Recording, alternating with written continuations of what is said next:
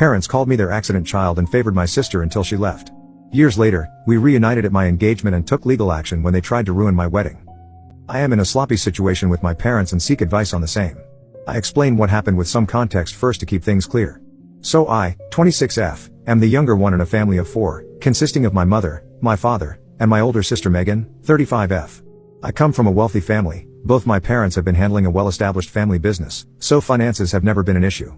My birth has been an accident, which is why there is such a huge age gap between me and Megan, and my parents sure have treated me like one for most of the time. Since my parents were already doing well with business, they expected their children to be just like them, work-focused and high-achieving. Megan has always been their special child, the one who excelled in everything she put her hands to, whereas I have been the average Joe, who is good at most things but not as good as Megan. Due to the age gap between us, I haven't been a part of most of Megan's life and she didn't put the effort to be there for me either. There wasn't anything wrong between us, just that the distance was never bridged from either end. Anyway, I had grown used to the ignorance and favoritism towards Megan from my family, so I stayed aloof. My parents didn't care about how I was as long as they weren't going to hear about it from someone else, so I made sure I stayed out of trouble at the cost of my freedom. When I was in elementary school, Megan had passed high school and went to a very prestigious college. With her gone, all my parents' focus shifted towards me, like I was their new project, but because I had grown in a habit of staying distant, their attempts to connect with me soon turned into them pestering me into spending time with them. I was extremely frustrated by all this, but because I didn't have an option, I decided to let it go and spend some obligatory time with them every day. They tried their best to have a good relationship with me, but I over the years had realized what a bunch of narcissists they were and had decided to move out as soon as I could. During this time, Megan had graduated and was working at a tech company. She met her then boyfriend, let's call him Mark, at the company, and Mark was her boss. When my parents got wind of Megan's relationship, they were more than pleased, thinking Mark must be from a rich background as well to get such a high post. But on meeting him, they realized he wasn't as rich as them. To clear things out, he came from a wealthy background as well, but not as wealthy as our family. This somehow tarnished their reputation and they started asking Megan to leave him. When she didn't agree, they changed the tactic and instead went and talked to Mark about how brave it was of him to accept having no kids in the future for Megan. So, Megan had been set on being child-free since she started dating, and my parents were on point about Mark knowing nothing of it.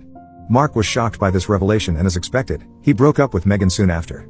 Mark was the one Megan wanted to marry and was going to tell him about not wanting children soon after the families met, but this betrayal from her own parents didn't sit right with her, so she decided to stay away from home as much as possible. I wasn't a part of this drama but felt extremely bad for her, and tried to contact her via email because I didn't have her number, but after getting no responses a few times, I stopped as well. My parents were sure angry with Megan for abandoning them like this, but didn't let the news go outside our immediate family. I was by this time also about to pass high school and had decided to follow Megan's footsteps, of leaving as soon as I got the chance. I had worked pretty hard and hence also got a scholarship to my preferred college which was a 2-hour ride from my hometown, so I was financially independent as soon as I was done with school. My parents did try to convince me to take money from them for my education, which I am sure was an attempt to hold it over my head later, but I politely declined and went on with life. Over the next few years, my parents were more involved with me than with Megan. I assumed something must have gone down between them. I didn't entertain them much, but they didn't get the hint and actually showed up at my college on 2 separate occasions, but stopped after I sternly asked them to not, and in exchange, I offered to show up at their pretentious social events once in a while. As I mentioned before, my parents had kept their fallout with Megan a family secret, but this time around at their party, I realized that they had started to badmouth her in front of their friends and family. Because I knew the whole story and how Megan wasn't in the wrong, I found their behavior extremely toxic. I could have confronted them about it, but knowing how irrationally they would have reacted, I decided to remove myself from the situation and stay as far as I could from my parents for good, as soon as I got a job after graduation, which was a few months away. During my final year, I met Joe. Joe was in my batch and we had noticed each other a few times but got close during a group presentation. He was the nicest and smartest guy I had known, so I approached him, and we soon got into a relationship. On getting to know him more, I got to know that he was abandoned by his parents and had lived in foster homes all his life. He worked extremely hard by doing part-time jobs during school and was able to afford to go to college just because his grandma left him college money in her will. He was extremely bright and had been placed with one of the top packages during our final year placements. I had also gotten a job in the same place as him, so we both decided to live together. The city we were moving to was way far from my hometown, so it was a win-win situation for me. Megan was also living in the same city, so the chances of me bumping into her were extremely high, but because she had kept her distance from me all this while, I decided to not inform her about my move. I told my parents about the job at my graduation ceremony and introduced Joe as a friend because I knew how investigative they would become if they knew he was my boyfriend.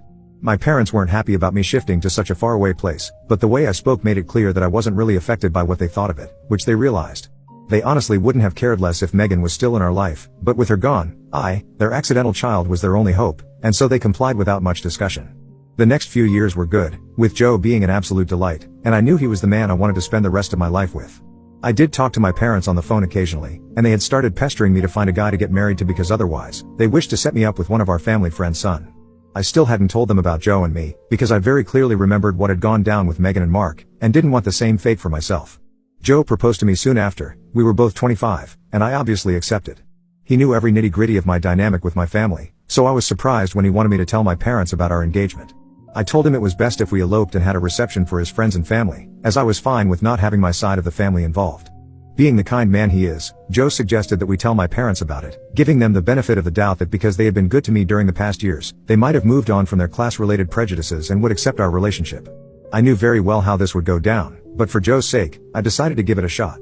We had plans to visit my hometown a month after my engagement, and unexpectedly a week prior to that, both Joe and I ran into Megan, which hadn't happened once in the 3 years I had lived there. We were surprised to see each other and honestly didn't know how to react, but Joe broke the awkwardness by introducing himself to Megan. Once she was able to take everything in, she immediately hugged me and asked us if we wanted to go out for lunch with her. We were running errands and so we said yes. The conversation we had was full of surprises, but I'll talk about this later. We exchanged numbers and decided to stay in touch. So anyway, Joe and I went to meet my parents. They were extremely surprised to see my friend Joe accompany me, but once they saw the engagement ring on my hand, things were pretty clear. Their reaction was more of a surprise than of shock, so irrespective of all odds, I got a little optimistic about them actually accepting Joe. My dad took the initiative and started talking to Joe asking about his life and future plans, to which he replied very politely. Dad looked impressed until the topic of his childhood came up. As soon as he began telling them about his traumatic days before his teenage, both my parents' expressions changed from excited to disappointed.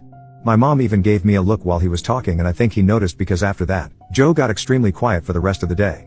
When we both were about to sleep, I asked him if he was okay, and he brushed it off saying it was fine. We left the next day with my parents asking me to call them as soon as I got back. I knew Joe was hurt by my parents' reaction and as much as I wanted to say I told you so, I acted empathetically and told him that no matter what happened, he was going to be the one I wanted to marry, and that it didn't matter what my parents thought of our relationship. This statement did change his mood a little bit, and we reached our city. I decided to call my parents like they had asked me to, and to be honest, one of the main reasons I wanted to talk to them was to give them a peace of mind because no one could disrespect my fiancée like that. I called them and their expected "how could you be with someone from a lower class category" rant began. They kept telling me how I wouldn't be able to adjust with him because I had been raised with all these riches, completely forgetting about how I had been living with him for so long, and that they could find a better match for me. I stayed quiet during all this, and once they were done, I told them just one thing, that they weren't the bosses of me and no one could stop me from marrying Joe. Infuriated, they cut the call. What happened next is why I am sharing this incident in the first place. After their call with me, my parents decided to get in touch with Megan, after almost 5 years. I got to know about this from Megan herself. They knew about where she worked, got her email from the company website, and wrote an email from Dad's side saying it was extremely urgent and that she should contact them ASAP. Megan, thinking that someone must have been in a serious condition medically, decided to call Dad, who asked her to come home as soon as she could. She told him that she wanted to know it right then on the phone, but Dad wasn't clear and said that he would tell her everything once she came home. Sensing the stress in our father's voice, she took the next flight home. When she reached, she was welcomed with a hug from my mother who was crying hysterically. Dad escorted her to the living room and asked her to sit down. Thinking that someone had passed, she insisted strongly on knowing what was going on. That's when my parents broke the news to her, that I had decided to cut contact with them over my poor boyfriend. They didn't know that Joe and Megan had already met, and went on talking about how ill-mannered he was, that I misunderstood and completely negated their advice to leave him when their intention was to keep me safe. Megan was shocked at how low they could stoop just to control our lives and called them out immediately. Confused about why Megan wasn't siding with them, they asked her what was wrong, and she told them everything about how she knew it was them who broke her and Mark. For context, the day Megan and I met, I got to know that she hadn't been in a relationship since her breakup with Mark. I sympathized and told her that it wasn't right of Mom and Dad to bring up her wanting to be childless in front of Mark. She told me that she had no idea that Mom and Dad had initiated the conversation, and had thought that Mark brought up something about children, and our parents answered honestly. Megan was extremely angry but had moved on in life to raise this issue, but now when our parents were trying to do the same thing with me, she decided to show them what was up. When Megan started talking, my parents got quiet pretty quickly because they knew their crocodile tears weren't going to work anymore. She went on for an hour or so, talking about every little thing our parents had done to control our childhood. Her catharsis was obviously not well received by our parents, who tried to calm her down by claiming that they were protecting us. Megan was done with them and told them that she didn't want to be in any contact with them from now on, and that any attempts of contact from their side could lead to a harassment case from her side. My parents tried their best to convince her to not cut contact with them, but it was a little too late. Megan called me when she reached back home and told me everything that went down. She also advised me to stay vigilant as Mom and Dad were going to come after me now. I thanked her and will be meeting her this weekend. She was absolutely right, because I got a call from Mom soon after, asking for forgiveness and helping them fix things with Megan. I told them that I wasn't going to clean their mess and it was because of their constant manipulative tactics that Megan had decided to cut them off finally, and for good. Mom got extremely angry and accidentally blamed me for causing the chaos, saying that I had proven by this that I was indeed an accident. It triggered a lot of childhood trauma and I immediately cut the call and blocked her. She must have realized how vile that attack was, as I got a few missed calls and texts from Dad, asking for forgiveness for whatever had gone down, and asking for a meetup to sort things out in person. I am honestly over their fake facade to have a family and save face in front of their posh community. I didn't respond to him and was in a pretty bad mood the whole day, and the thing Mom mentioned about it being my fault has stuck with me.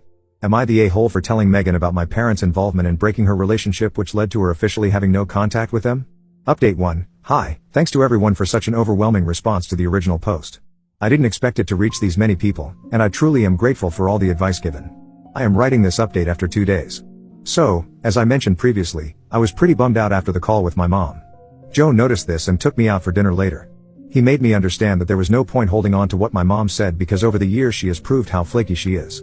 He also apologized to me for not listening to what I said in the first place and insisting on visiting my parents. I told him it was okay, thanked him for taking time off to deal with my situation, and that he would be my priority no matter what. The next day I met Megan and had a long chat with her. We bonded over how our parents had treated us like objects for the show since the beginning. She told me what Mom and Dad had said about Joe, and as angry as I was, I let it go because conversing with them over this just wasn't worth it. I asked her if she went no contact with them because of what I had told, and she said that she had been thinking about it for a long time, not like they had been in touch in the last few years. The last straw for her was that they called her for their petty "we will lose our reputation" and did not even consider the possibility that she was busy with her own life. She realized at that moment that they didn't care about me or her, as long as they had someone to hang around at their convenience. I agreed to everything she was saying, and it kind of made it up in the back of my mind that I would also be cutting contact with my parents for good. Megan and I hit off so well that we decided to make these conversations a regular thing. Because I live in a different city, thankfully I've been away from the gossip that must have gone around after Megan's feuds with our parents. I haven't received any calls or texts from them so far. It looks like they have decided to not contact me for good, and I sincerely hope it stays that way. Update 2. A lot has gone down since the last update. I'll explain in detail. I am writing this update a month after the last one. So, after talking to Megan, I talked to Joe about our wedding and realized that I wanted a wedding as long as I didn't have to deal with my family's drama, so we decided that I would not invite my parents.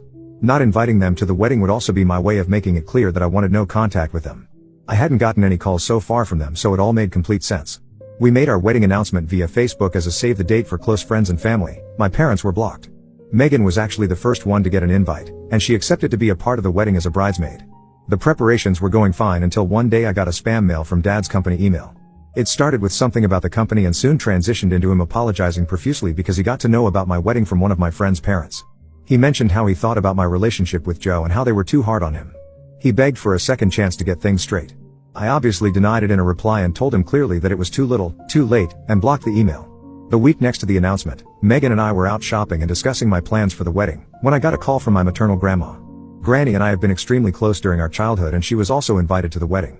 When I picked up the call, she began by screaming at me for pushing my parents aside from such an important event in my life. I hadn't expected such a bizarre reaction from her and actually froze while she kept calling me evil for doing this.